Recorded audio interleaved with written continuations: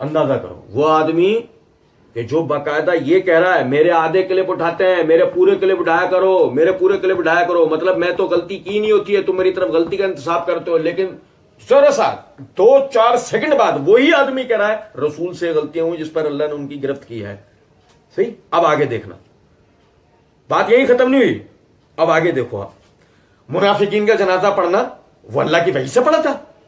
اور یقین کریں میں تھوڑا بہت فرق ہوگا، آپ ویڈیو دیکھ لیں، مرزا کا انداز بھی ایسا ہی ہے.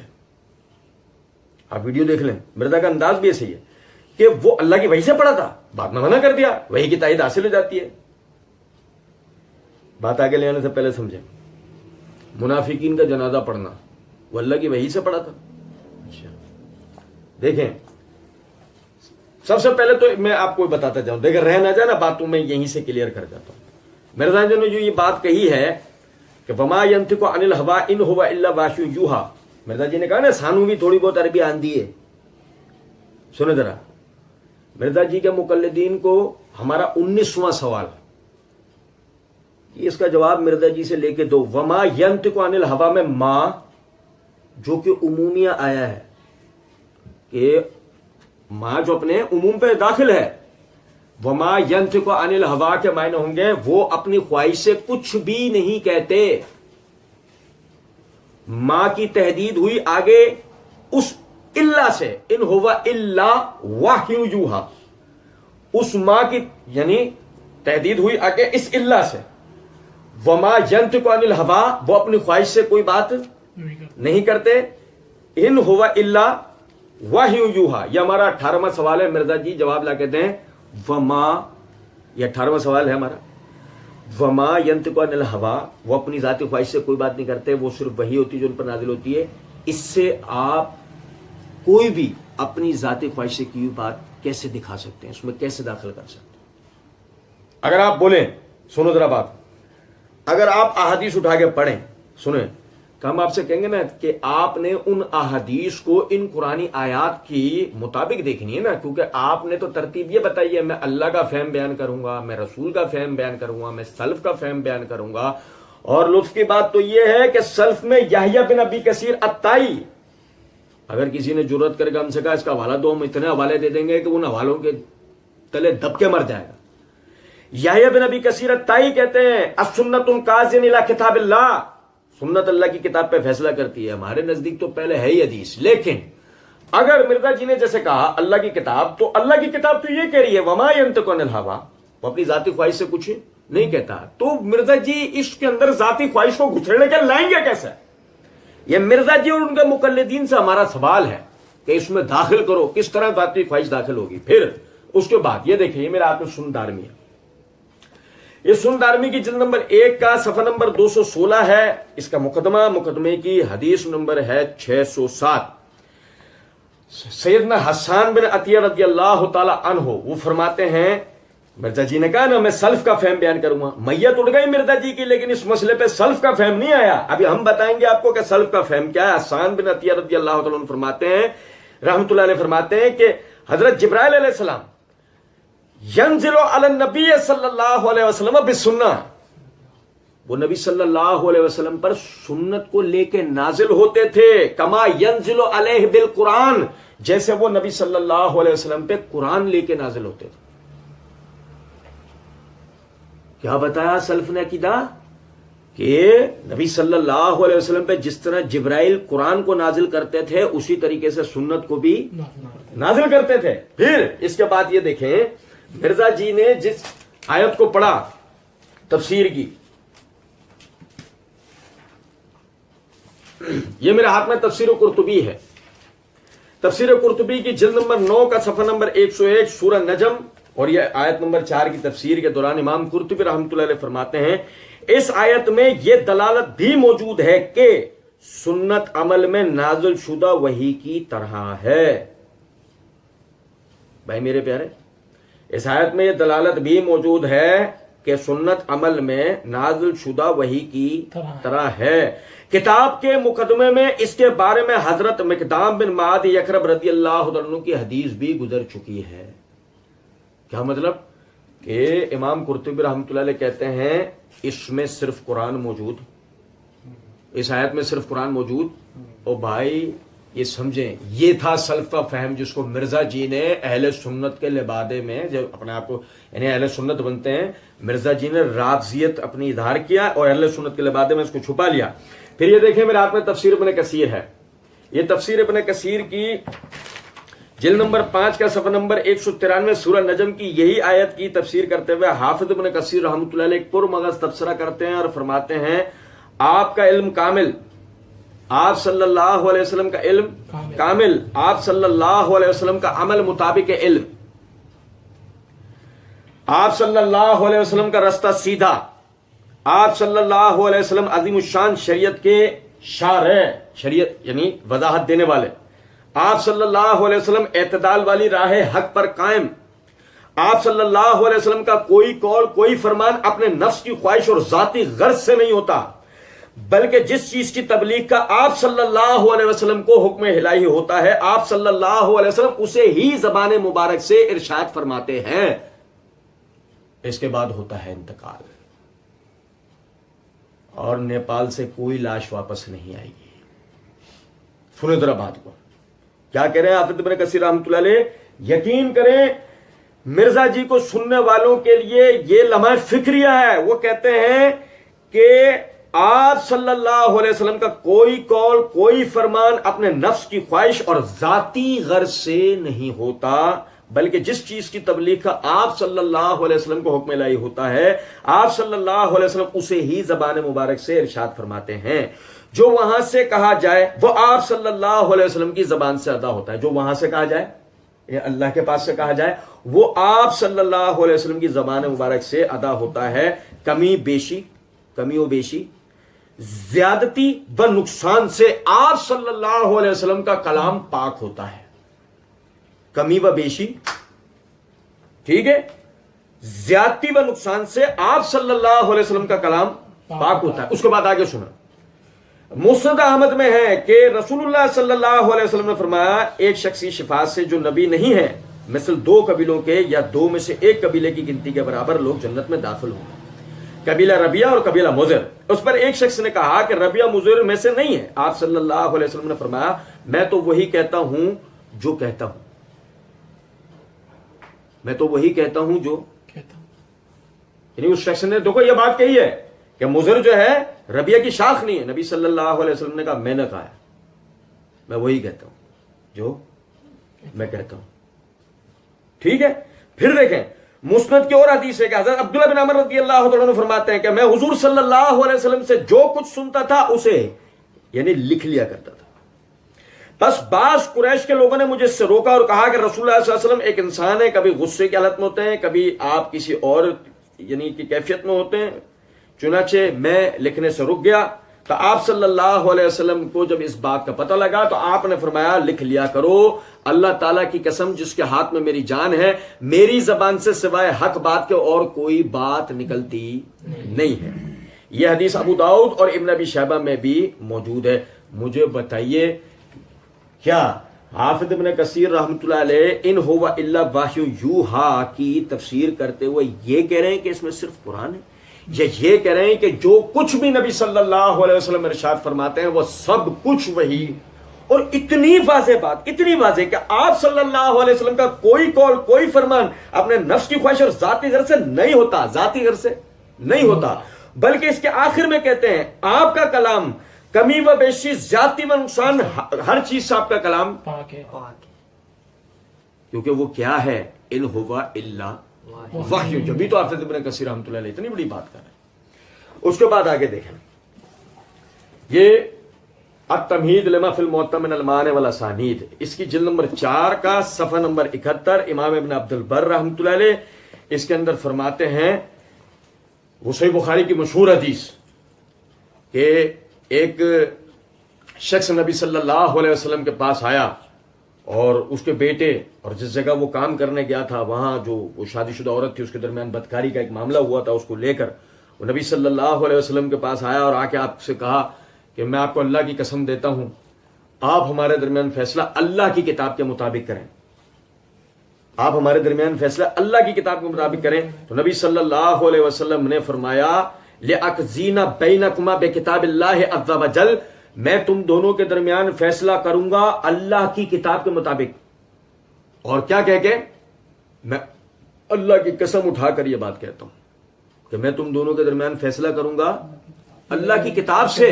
آپ سنو ذرا پہلے، آپ سمجھو ذرا میری بات. آپ امام ابن عبد البر رحمۃ اللہ علیہ کہتے ہیں ان کل ما قضا بہ رسول اللہ صلی اللہ علیہ وسلم فہو حکم اللہ، جو کچھ بھی نبی صلی اللہ علیہ وسلم فیصلہ کرتے ہیں بس وہ اللہ کے حکم سے ہوتا ہے. قال اللہ عز وجل ومن یطع الرسول فقد اطاع اللہ، اس لیے کہ اللہ رب العزت نے فرمایا جس نے میرے رسول کی فرما برداری کی اس نے اللہ کی فرما برداری کی. اور اللہ رب العزت نے فرمایا وما ينطق عن الهوى ان هو الا وحی یوحى، میرا نبی اپنی طرف سے کچھ نہیں کہتا، یہ وہی کہتا ہے جو ہم اس کی طرف بدریہ وحی نازل کرتے ہیں. وقت ذکرنا قبل ان من الوحی قرآنا وغیر قرآنا، اور یہ بات ہم پہلے ذکر کر کے آ چکے ہیں کہ وہی قرآن میں بھی ہے، قرآن کے علاوہ بھی ہے. میرے بھائی ان ہوا الا وحی یوحا میں صرف قرآن نہیں ہے، اس میں نبی صلی اللہ علیہ وسلم پہ وحی مطلوب، وحی غیر مطلوب، قرآن اور غیر قرآن کی وحی سب اس کے اندر آتی ہے. یہ ہے اہل سنت کا عقیدہ. اور سنو ذرا بات کو، یہ امام بہقی رحمۃ اللہ علیہ جن کی دلائل النبوہ کی طرف مرزا جی نے اشارہ بھی کیا ہے، ان کی یہ کتاب ہے کتاب الاسماء والصفات. اس کے اندر صفحہ نمبر 271 پہ امام بہقی رحمۃ اللہ علیہ باب قائم کرتے ہیں، باب روایت النبی صلی اللہ علیہ وسلم قول اللہ عز وجل فی الوعد والوعید والترغیب والترہیب سویہ ما فی الکتاب. نبی صلی اللہ علیہ وسلم کا اللہ کے کلام کو روایت کرنا، نبی صلی اللہ علیہ وسلم کا اللہ کے کلام کو روایت کرنا فی الوعد والوعید، یعنی کہ قیامت کے حوالے سے، قیامت کے احوال کے حوالے سے، اسی طرح اللہ کے عذابوں کے ڈراوے کے حوالے سے، احکاموں کی ترغیب کے حوالے سے، اور ممنوع چیزوں کے اوپر سزاؤں کے حوالے سے. سویہ ما فی الکتاب، وہ جو کہ کتاب میں نہیں ہے، وہ جو کہ کتاب میں نہیں ہے. قال اللہ عز وجل، اللہ رب العزت نے فرمایا وما ينطق عن الهوى ان هو الا وحی یوحى، میرا نبی اپنی طرف سے کچھ نہیں کہتا، یہ وہی کہتا ہے جو ہم اس کی طرف بدریہ وہی نازل کرتے ہیں. یہ ہے فہم. ان هو الا وحی یوحى میں صرف قرآن موجود نہیں، صرف قرآن نہیں ہے، الحمدللہ اس میں ساری کی ساری وہی ہے. اور اس کے بعد دیکھیں آخر میں مرزا جی کے فیوریٹ، مرزا جی کے فیوریٹ پسندیدہ، مرزا جی نے اس کی وکالت کی کوشش کریں گے بھی مرزا جی آگے لولی لنگڑی. یہ میرے ہاتھ میں تفہیم القرآن ہے مودودی صاحب کی، تفہیم القرآن کی جلد نمبر 5 کا صفحہ نمبر 193 سورہ نجم کی تفسیر جو مرزا مودودی صاحب نے کی ہے، بڑا پرمغز تبصرہ ہے. آپ بھائی سنیے گا، مرزا جی کے مقلدین بھی سنیں. مرزا جی تو ڈوب کے مر جائیں گے، کبھی بھی اس کو نہیں تسلیم کریں گے، اپنے مطلب کی وہ ہر بات لے لیتے ہیں اپنے مطلب کے خلاف. میں عموماً مرزا جی جیسے لوگوں کے لیے میرا قول ہے کہ مقلد اگر ماننے پر آ جائے تو توریت اور انجیل میں لکھی ہوئی باتوں کو بھی مان لیتا ہے، اور اگر جھٹلانے پہ آ جائے تو قرآن کی آیتوں کو بھی جھٹلا دیتا ہے. کہتے ہیں یہاں یہ سوال پیدا ہوتا ہے، مودودی صاحب ان هو الا وحی یوحى کی تشریح کر رہے ہیں، یہاں یہ سوال پیدا ہوتا ہے کہ نبی صلی اللہ علیہ وسلم کے بارے میں اللہ تعالیٰ کا ارشاد کہ آپ اپنی خواہش نفس سے نہیں بولتے، بلکہ جو کچھ آپ صلی اللہ علیہ وسلم کہتے ہیں وہ ایک وحی ہے جو آپ صلی اللہ علیہ وسلم پر نازل کی جاتی ہے. آپ صلی اللہ علیہ وسلم کی زبان مبارک سے نکلنے والی کن کن باتوں سے متعلق ہے؟ آیا اس کا اطلاق ان ساری باتوں پر ہوتا ہے جو آپ بولتے تھے، یا بعض باتوں پر اس کا اطلاق ہوتا ہے اور بعض باتوں پر نہیں ہوتا؟ اس کا جواب یہ ہے کہ جہاں تک قرآن مجید کا تعلق ہے اس پر تو اس ارشاد کا اطلاق بدرجہ اولا ہوتا ہے.